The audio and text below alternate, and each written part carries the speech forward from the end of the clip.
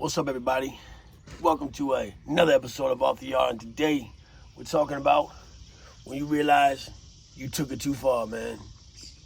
Sometimes you get wrapped up in this prison thing and the glamorization of being a gangster. And then it's too late. Let's get into it.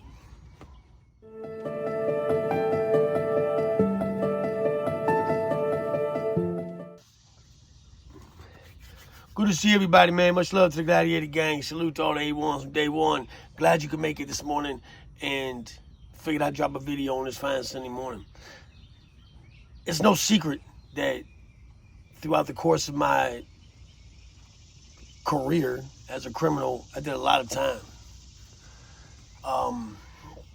That being said, with the induction of this gangster mentality that I took on, and this persona, right? Because that's really all it is, man. It's a persona.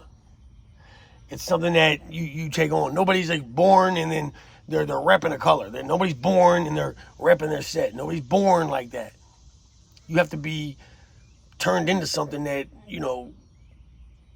makes you that way. I sat through a lot of days and nights and months and years of prison, and I experienced a lot of things outside in the world before I was actually turned into this person. And it took till I was damn near in my 30s, actually in my 30s, to become this gang banger, as they call it. Now, when you become this person, I don't care like who you are. Right? As a young man, you look up to people who have money. You look up to people who have status. You look up to people who, whether it's good or bad, man. We all, as a young man, I watched Rambo, Steven Seagal, these guys, But I also watched Scarface, and I also watched these gangster movies that were coming up in the 90s, Casino, The Godfather. Those guys had money. They had respect. I grew up poor. I didn't have money growing up. So I was like, well, I don't see myself becoming Rambo, right? I don't see myself doing these things that these guys are doing. But this aspect of life, it almost seemed feasible for me. It almost seemed attainable. So I kind of dibbled and dabbled. Luna, come here, baby. Come here, Luna. And that being said, with going to prison, you meet other dudes that are like you. And you meet dudes that don't have much to look forward to, don't have a lot of hope, So you start to band together and you make these little cliques, you make these little, these groups, sets, whatever you want to call it, gangs. That's how gangs are formed, man. You got a bunch of people who have zero to little hope in any other aspect in life. And you join together. And you can always say it's for the right reasons, right? You can say it's for we're trying to do this and try to do that. But at the end of the day, you did it for negative reasons 9 times out of 10. It's just the way it is. So, I went to prison in 2012, and I hit the penitentiary, 2012. And here we are. I'm a validated gang member by the time I leave the jail. I'd gotten tattoos that signified the organization that I wanted to belong to, and this is a 32-year-old man doing this. That's how hopeless life was for me. And I was doing 8 years. I knew I wasn't going to get it out till I was 40. Didn't have a lot of hope, man. Trying to start over at 40 years old after doing almost a decade in prison. It's bleak, man. It's real bleak. I try to tell youngsters all the time now, bro, like, it's not going to get better if you do the more negative shit you do. That doesn't even make sense. It doesn't compute the same way. Well, fighting is one thing. So we were getting fights because of this little gang that we had sort of started. And we was a tough bunch of dudes, man. Like, we didn't back down from any wreck. We were fighting, whatever it is, it is what it is. It's no secret. I've shown paperwork. A lot of these guys get on to these prison channels and they're like, oh, I put in all this work and da-da-da-da. But there's no proof of that. You never left a level 2. You never left this. You never did. You have no paperwork to substantiate it. And I've shown all that. Nobody can discredit anything that I say. I'm not saying it to glamorize this lifestyle. I'm saying it because I want you to know that what I speak and the words that I'm giving you and the gems I'm giving you come from a place of truth and honesty. You know, and people can try to discredit me all they want, but they can't. They can't. Because there's no I'm not that guy, man. I did these things. I put in the work, as you say. Which is so stupid. What work are you putting in, dude? You know, what are you putting the work in for? Are you just pissed off? It's like a grown man throwing a grown man temper tantrum. I'm mad at my circumstance. I'm pissed off because I don't have what other guys who have worked their ass off for. When other guys were going to college and other guys were doing this and other guys were doing that, positive things, I was out there doing negative shit, man. And that's why I didn't have those things. That's why I had not accomplished. Come here. That's why I had not, oh, Luna, come here. Don't go over there. That's why I had not accomplished the things that I had, hadn't. So now I wanted to throw a temper tantrum and put in work for my people. For my people. My people are not white people, black people. My people were the people that were like me, who were also pissed off, who didn't have anything because they hadn't worked for it. You know? Now, did I have as many chances or opportunities as everybody else? Nah. But that does not change the fact that, come here, Luna. She's chasing birds and rabbits. Luna. Hey. Hey. Don't you do it. Don't you do it. Come on. Come on. You want to go in? Anyway, guys, let me get Luna in real quick. Okay, guys, sorry about that, man. Luna gets a little excited and she, tends to get a little rambunctious, man. I let her run around the backyard a lot because I don't want to have to keep her on a leash all the time, put her in a kennel and things like that. So anyway, man, so back to the story. I'm in prison. I'm taking this thing real seriously, man. So one thing about Lance, my personality, is that I'm kind of like either all in or nothing. So that's just a fact. People that know me will attest to that, man. They said, man, when the dude ain't all in, he's not going to do it. Like, good or bad, right? Good or bad. That being said, I went to a level 2 starting off. Pretty cool, man. And the reason I made it to a level 2 at first was because of my age. Honestly, my age is what got me there. By the time I got to prison, I was over 30. I was considered older. They were like, okay, he's chilling. He's probably going to just go to get a job at the Enterprise and do his time. He's short time. He's 8 years. Let's get him in there and see if he'll, do what he can do. I literally was kicked off of that place within a year and put in a organized gang attack on another individual. That's how serious I was taking this, man. So now I'm on level 4. A level 4. I got a short 8-year bid. I've got a child at home. I'm out here doing gangland hits on the compounds. What a moron. Like, what a moron. And you guys that are out here that are just like, repping for your city or repping for your state, what are you really repping for? You don't own nothing. These are our streets. These are your streets. What do you own? What do you own to make it yours? You're fighting for streets that other people own, that you're literally making a mess of. Anyway, bro, I get to these level 4s and now I'm really turned up, man. So I start to pick. I've got some of the baddest dudes on the compound that are rocking with me, man. So big, strong, fighting, not scared of wreck, not taking no crap, right? Not taking no crap. Well, we go to war with the Virginia Aryan Brotherhood. Now, let's make this very clear. guys. I've told the story before to people that are new to the channel. This is not the California AB. This is not the Texas AB. This is not the New Mexico AB or whatever. This is the Virginia AB. They're not rocking like that, dog. They are not out there.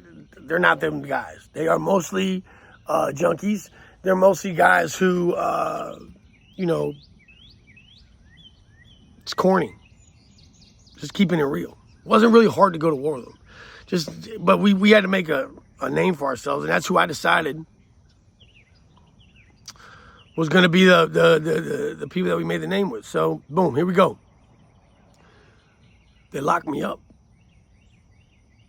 They locked me up, and I'm in the hole, and I'm facing street case charges now. Now they're trying to charge me with a RICO case. Now they're trying to say that I'm organizing. So it all started with doing, pretty much, I had met a guy, and he was a banker, some type of guy that worked in a bank, and he had hit me to doing like dead people's taxes. So they got on my line that way, but then he started to see, through the course of their investigation, that I was really running this gang. And we were getting big. We were the fastest growing gang in the state of Virginia at the time, bigger than the Bloods. Not bigger, faster growing. At one point in time, there was over 300 members that they knew were validated in my state. And I was at the top of the food chain. Those can call cap if they want. You can find out. You can find out. It's very true. I was a very different person than I am today. A lot of people get in my comments and they're like, well, it's so crazy how this dude could do all this. He says he did all this stuff in prison, but comes home and he falls flat on his face. A lot of us do that. Because I didn't never know how to live out here. I still don't. I'm still struggling. I'm still trying to figure this life out. I'm a 45-year-old man trapped in a 25-year-old's mind in a lot of ways. Because I didn't grow. I didn't mature. I didn't do the things. Do you guys get that? When you go to prison, yeah, I grew. Prison mentality, man, I grew. But as far as running a bank account or paying bills or, managing money, I'm very distracted out here. It's hard. It's frustrating, and you get the efforts real fast. It's almost easier to go back to prison where I flourish, make money, kick it, eat honey buns. I'm getting older now. The only aspect of prison that I think I would really miss, or two, would be, one, my son, of course. But my son's becoming grown. He's almost a man. And my woman. I wouldn't really miss too much else out here, guys. I can get all those things in there. And that's sad. That's where my mentality goes. Although, I know it's wrong. I know it's not a good mentality to have, guys. I'm not an imbecile. But, that's where my mind wants to go. Hey, you could make it in there and live out your life. It's almost like a retirement plan. Because as of right now, I don't have a retirement plan. After this cancer thing goes, and hopefully if I'm alive in a year or two, then what? I got to go find work. I got to go find a job that I'm going to be able to work and try to be healthy enough to work till I'm dead. There's no 401k for us. There's no Social Security, man. That's why I'm trying to make these videos. YouTube is almost like my hopes of a retirement plan. Maybe I can make enough money to put some away. But I get my own way, man. Just like I did in prison. So I'm in prison. I'm beating people up. I'm doing this, I'm doing that. Well, then I realize I've gone too far, man. They're talking about 20 years. They're talking about making me an example because they do not want organizations like this one popping off anymore. So they're going to make me an example. Keep it up. Keep doing your thing, bro. Man, you're going to go down as a legend, but you're going to go down. I promise you that.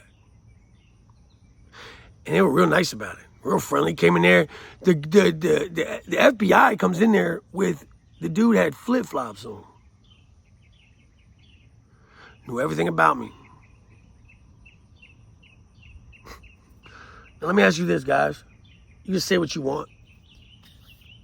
But it's one thing to deal with state Department of Corrections administration, but when you're dealing with the FBI, your little butt gets tight. It gets tight, dog. I'm telling you, it gets tight. So I'm looking at 20 years. I was going home. At this point, I'm going home in 2 years or so, 2.5, very close to the door. And I'm going back into court. So I fold up, man. I'm like, look, man, I'm going to chill. I got to fall back. But I just can't go all the way, can I? I just can't stay out of it. It's almost like, what's the name said? Every time I try to leave, they pull me back in. I liked it. I'm not going to lie to you. I liked it. When you got that kind of status and you got that kind of juice, you like it. No man in this world can say that they don't. But by the grace of God, I get let out of prison. I'm out now. I'm free. But all these guys that we've been recruiting in the system are now out on the streets. They're hitting me up on Messenger. They're hitting me up on Instagram. They're hitting me up. What's up, L? Just wanted to show my respects, bro. Show my love. Hit me up. So now I'm out here again. Now I see the ding, the light bulb goes off. Here I go. It almost cost me my life. Now, I'm not going to get into this video into all the things that have been happening in the last 6 years of me being out here. Not in this video. But the story's getting ready to get told. And you guys are going to have to understand that a lot of it is for entertainment purposes only. A lot of it is fictional. You know what I'm saying? The names will be changed. The stories will be the same. Not going to incriminate myself or anybody else. Because some of these guys, not all of them, but some of them I love dearly. And have rocked with me for a very long time. When I realized I had gone too far, I had to make that decision, man. Am I going to keep on and keep on? And that's the problem with these rappers and things like that, is that they don't realize that they're gone too far. Look at Foolio, he's dead. Look at Vaughn, he's dead. Look at these guys. They're not coming back. 20 years old, 21 years old. Babies, man. If I was to go out here and get shot in the street and killed today, I've lived almost 50 years. It's not a bad life. I'm okay with it. I've had to make my peace here lately because of the cancer.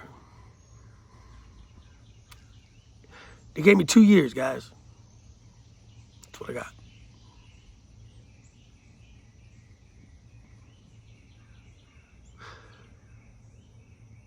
$2 years.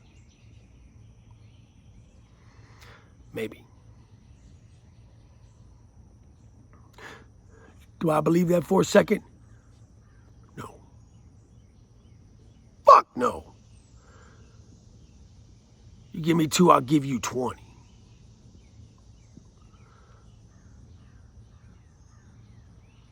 Because I'm stupid like that. I refuse to die. Not yet. But I'm ready if I have to. I made my peace with God. Trying to make my peace with the world. Trying to make as much content as I can make, as I'm physically capable of making. Some days I wake up, I don't want to do this shit. I look sick. I look pale. The chemo was eating my insides up. But fuck it. I'm going to leave something positive in this world, because I left plenty of negative, guys. But I'm going to leave something positive. That being said, don't wait till you realize you've gone too far. Because once you've gone too far, it's too far. You can't get that back. It's not coming back. You can't get the time back, bro. And if you're just a young person right here and you're wet behind the ears, let me tell you something. Youngster, whippersnapper, since you know everything, since y'all know everything in the comments, Les, you capping. That wouldn't happen to me. The fuck it wouldn't. It would happen to you. It's gonna happen to you. Look around, bro. Look around you. How many successful gangsters do you see in their 40s and 50s, man? Not a lot. You're not an exception, bro. You're not special. They will give you 20 years and they will go home like they didn't even go to work that day. Play with them if you want. Play with them if you want. Much love to the Gladiator gang. Salute to all the A1s from day one. And as always, y'all, stay up, stay out. And stay sucker ducking, man. Stay sucker free out here because there's plenty of old heads that's going to try to recruit you. They're going to talk about brotherhood, motherhood, and embracing you in the bosom of their love. And will turn around and testify on you with that quickness, bro. With that quickness. I know, I'm extra, but I'm trying to get my point across. Because I'm so sick of turning on the news and seeing young men's lives wasted, thrown away. It breaks my heart, man. Please don't be that guy, bro, because you are not that guy. Everybody want to be a gangster until it's time to be a gangster. Mike Tyson. Love you guys.